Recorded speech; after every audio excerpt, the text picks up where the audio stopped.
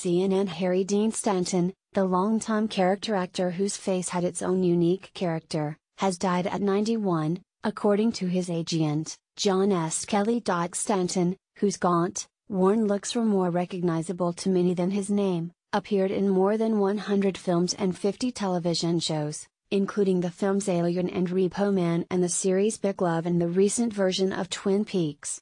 For many years, Stanton played lesser-billed characters.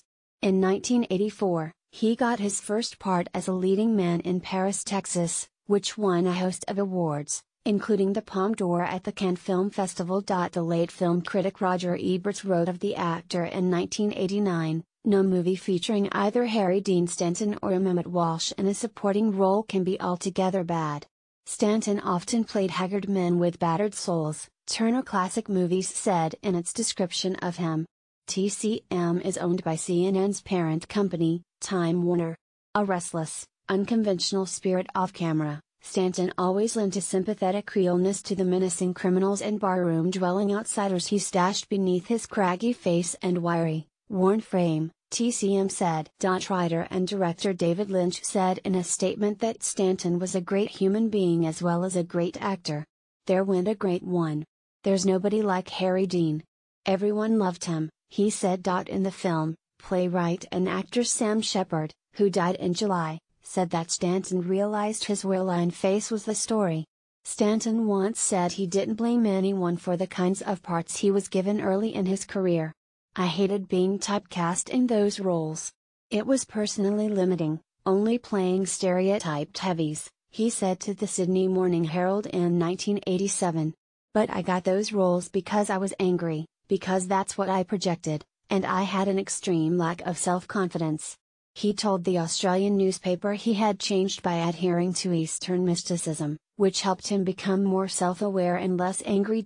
Ed Begley Jr., who worked with Stanton on several projects, had been friends with him since the 1970s. "Just lost my friend of the past 45 years. Harry Dean Stanton. My heart is broken, but at 91, a life well lived," Begley tweeted. James Woods wrote, "Saw this and I just jumped up out of my chair. I am devastated. I loved Harry Dean. Loved him. So much.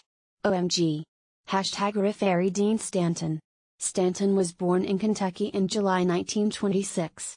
His father was a tobacco farmer and had an often strained relationship with the actor's mother. Stanton served in the Navy during World War II, then went to the University of Kentucky. He was indecisive on a course of study until he found the drama department, but still he didn't graduate. He told the New York Times it was by choice. "I thought that was a positive, independent kind of statement," he said in 1986.